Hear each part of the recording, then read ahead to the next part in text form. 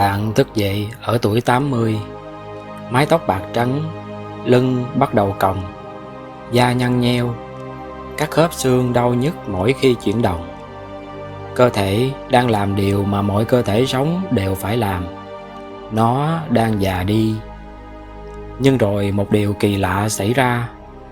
Không phải bạn khỏe lại, không phải bệnh tật biến mất, không phải bạn sống thêm vài năm, mà toàn bộ cơ thể bắt đầu đi ngược thời gian. Từng tế bào quay về trạng thái trẻ hơn, những nếp nhăn biến mất, các cơ quan hồi phục, những tổn thương tích lũy suốt nhiều thập kỷ bị xóa sạch. Bạn trẻ dần, cho đến khi trở thành một đứa trẻ, rồi tiếp tục lớn lên một lần nữa.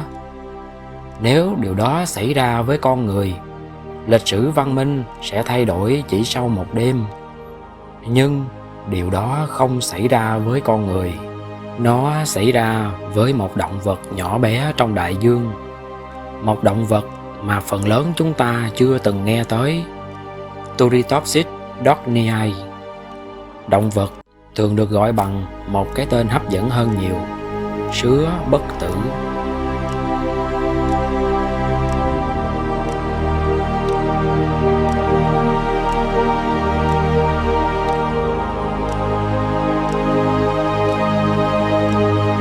Đại dương chứa đầy những điều kỳ lạ.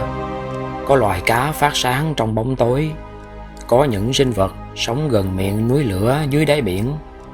Có những con mực có thể biến đổi màu sắc trong nháy mắt. Nhưng ngay cả giữa thế giới kỳ dị đó, sứa bất tử vẫn nổi bật.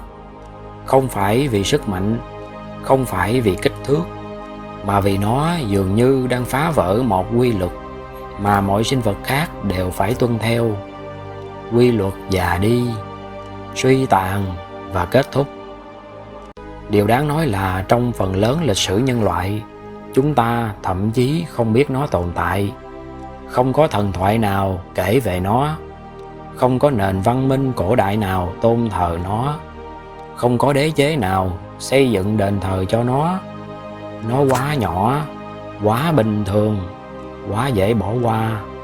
Giống như nhiều bí mật lớn nhất của tự nhiên, chúng thường không xuất hiện trong tiếng sấm. Chúng nằm im lặng ở những nơi chẳng ai để ý. Năm 1988, một nhà sinh vật học người Đức tên Christian Sommer đang nghiên cứu các sinh vật biển tại Địa Trung Hải. Trong số vô vàn mẫu vật thu thập được, có một loài sứa nhỏ mà ban đầu không ai nghĩ là đặc biệt. Nhưng rồi những quan sát kỳ lạ bắt đầu xuất hiện. Thay vì chết như những con sứa khác, chúng dường như quay ngược vòng đời. Ban đầu, điều này nghe như một sai sót. Khoa học luôn nghi ngờ những thứ quá kỳ lạ, bởi phần lớn những điều quá kỳ lạ thường là lỗi quan sát, hoặc lỗi thiết bị, hoặc lỗi của con người. Con người rất giỏi mắc lỗi. Đó gần như là siêu năng lực của chúng ta. Nhưng những thí nghiệm tiếp theo lại cho cùng một kết quả. Con sứa không chết, ít nhất là không theo cách dự đoán. Nó tái sinh, lặp đi lặp lại, như thể chiếc đồng hồ sinh học bên trong nó có một nút tua ngược. Và đó là lúc câu chuyện thực sự bắt đầu. Muốn hiểu vì sao khám phá này gây chấn động, chúng ta cần nói về một điều tưởng như đơn giản: tuổi già. Bởi tuổi già không phải là điều hiển nhiên như chúng ta vẫn nghĩ. Thực ra, nó là một trong những bí ẩn lớn nhất của sinh học. Chúng ta đều biết già đi là gì. Chúng ta nhìn thấy nó mỗi ngày, trong gia đình, trong chính cơ thể mình. Nhưng biết nó xảy ra không đồng nghĩa với việc hiểu tại sao nó xảy ra.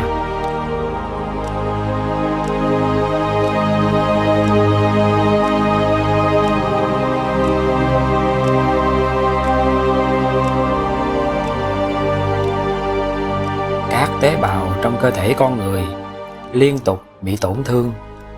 DNA bị đứt gãy, protein bị biến dạng. Các cơ chế sửa chữa làm việc không ngừng nghỉ, suốt ngày, suốt đêm, suốt cả cuộc đời. Hãy tưởng tượng một thành phố mỗi ngày đều có đường nứt, ống nước rò rỉ, dây điện xuống cấp, mái nhà hỏng hóc. Nếu đội bảo trì hoạt động hoàn hảo, thành phố sẽ luôn như mới. Nhưng thực tế không như vậy. Những hỏng hóc nhỏ tích lũy, năm này qua năm khác. Cuối cùng hệ thống bắt đầu xuống cấp. Cơ thể con người cũng vậy. Tuổi già chính là hóa đơn của thời gian. Nhưng rồi sứa bất tử xuất hiện và nó đặt ra một câu hỏi đáng sợ. Điều gì xảy ra nếu hóa đơn đó có thể bị xóa? Điều gì xảy ra nếu đồng hồ sinh học không chỉ dừng lại mà còn chạy ngược? Điều gì xảy ra nếu tuổi già không phải là định mệnh tuyệt đối? Đó không còn là câu hỏi về một con sứa. Đó là câu hỏi về chính chúng ta. Và để tìm câu trả lời, chúng ta sẽ phải đi sâu vào thế giới kỳ lạ của tế bào. Một thế giới nơi danh tính sinh học không cố định như chúng ta từng nghĩ. Một thế giới nơi một tế bào có thể từ bỏ cuộc đời cũ của mình và trở thành một thứ hoàn toàn khác. Một thế giới mà ở đó sự trẻ hóa không phải là phép màu mà là sinh học. Và chính trong thế giới ấy, bí mật của sứa bất tử đang chờ đợi.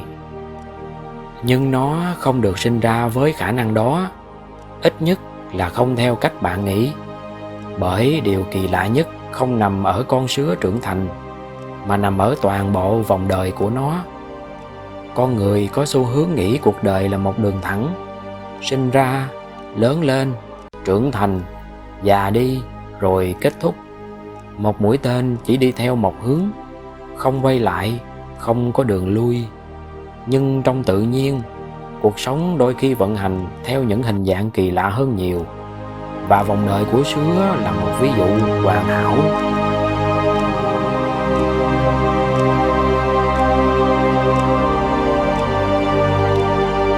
Hãy bắt đầu từ điểm khởi đầu. Một trứng đã được thụ tinh. Bên trong nó là toàn bộ bản thiết kế của một sinh vật tương lai. Một bộ hướng dẫn cực kỳ chi tiết được viết bằng DNA. Nếu kéo thẳng toàn bộ DNA trong một tế bào người, chiều dài của nó có thể lên tới khoảng 2 mét. Thế nhưng tất cả lại được cuộn tròn bên trong một nhân tế bào nhỏ đến mức mắt thường không thể nhìn thấy. Ngay từ đầu, sinh học đã là một màn trình diễn những điều không tưởng. Sau khi phát triển một thời gian, trứng trở thành một ấu trùng nhỏ gọi là planula. Nếu nhìn với kính hiển vi, planula giống như một hạt gạo cực nhỏ biết bơi. Nó không có mắt, không có não, không có khả năng suy nghĩ, nhưng nó biết di chuyển, biết tìm nơi thích hợp để định cư. Đó là một trong những điều kỳ lạ nhất của sự sống. Những sinh vật không có trí tuệ vẫn có thể thực hiện những hành vi cực kỳ phức tạp. Sau một thời gian trôi nổi trong nước biển, planula tìm được nơi phù hợp, một tảng đá, một mảnh san hô, một bề mặt cứng dưới đáy biển. Nó bám xuống và bắt đầu biến đổi. Đây là lúc nó trở thành polyp. Nếu bạn đang hình dung một con sứa nhỏ, hãy quên điều đó đi. Polyp trông chẳng giống sứa chút nào. Nó giống một chiếc ống nhỏ gắn xuống nền biển. Ở đầu là những xúc tu ngắn. Nó gần giống một cái cây tí hon hơn là một con vật. Nếu không biết trước, bạn có thể nghĩ đây là hai loài hoàn toàn khác nhau. Nhưng không, chúng là cùng một sinh vật, chỉ ở những giai đoạn khác nhau của cuộc đời. Đây là nơi tiến hóa bắt đầu thể hiện sự sáng tạo của mình. Polyp không cần bơi, không cần lang thang tìm thức ăn. Nó đứng yên, chờ đợi, hấp thu dinh dưỡng và phát triển. Một ngày nào đó, điều kỳ lạ xảy ra. Từ cơ thể polyp bắt đầu mọc ra những cấu trúc nhỏ, những chồi non, những bản sao đang hình thành. Giống như cành cây mọc thêm lá mới, chỉ khác ở chỗ những chiếc lá ấy sắp trở thành những con sứa hoàn chỉnh. Các chồi lớn dần, hoàn thiện rồi tách khỏi cơ thể mẹ. Lần đầu tiên trong cuộc đời, chúng bắt đầu bơi tự do. Đây là giai đoạn Medusa. Đây là hình ảnh mà chúng ta gọi là sứa, một chiếc ô trong suốt, những xúc tu mềm mại, một cơ thể trôi nổi theo dòng nước, nhẹ đến mức gần như vô hình. Nếu cuộc đời là một bộ phim, đây thường là đoạn cuối.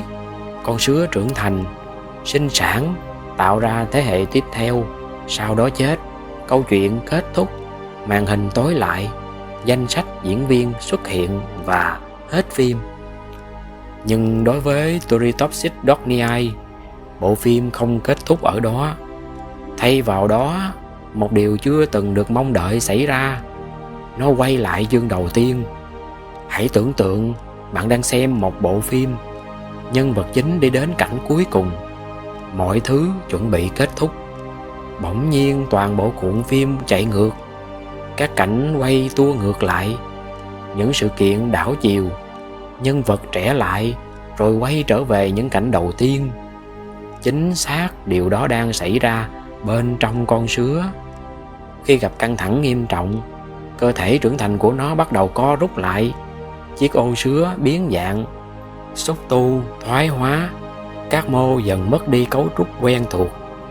Nếu bạn không biết chuyện gì đang xảy ra, bạn sẽ nghĩ nó đang hấp hối. Nhiều nhà khoa học đầu tiên cũng nghĩ như vậy. Mọi dấu hiệu đều giống cái chết. Nhưng đó không phải cái chết, đó là tái cấu trúc. Giống như một ngôi nhà đang bị tháo dỡ, từng viên gạch được gỡ xuống, từng cánh cửa bị tháo bỏ, từng khung cửa sổ biến mất. Không phải để phá hủy, mà để xây lại từ đầu. Trong nhiều ngày tiếp theo, cơ thể sứa dần biến thành một khối mô đơn giản hơn, sau đó bám vào bề mặt, và rồi polyp xuất hiện. Một lần nữa, một cá thể trưởng thành đã trở về giai đoạn non trẻ. Không phải thế hệ con cháu, chính là nó, cùng bộ gen đó, cùng cá thể đó, cùng một sinh vật. Khi các nhà sinh vật lần đầu tiên quan sát hiện tượng này, phản ứng của họ khá giống phản ứng của bất kỳ ai. Không thể nào, có chuyện gì đó sai ở đây. Bởi trong phần lớn thế giới sinh học, phát triển giống như leo núi. Bạn có thể đi lên, nhưng không thể đi ngược xuống. Một tế bào da không thể tự nhiên trở thành tế bào thần kinh.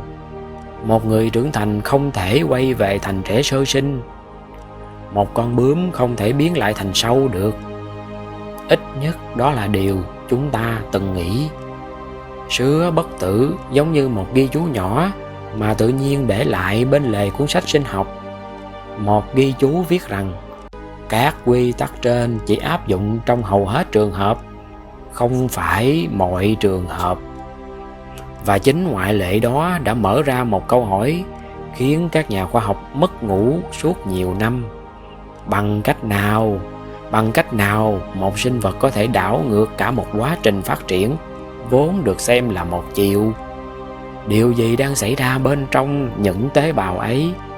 Làm thế nào một cơ thể trưởng thành có thể từ bỏ danh tính của mình và quay trở lại thời thơ ấu?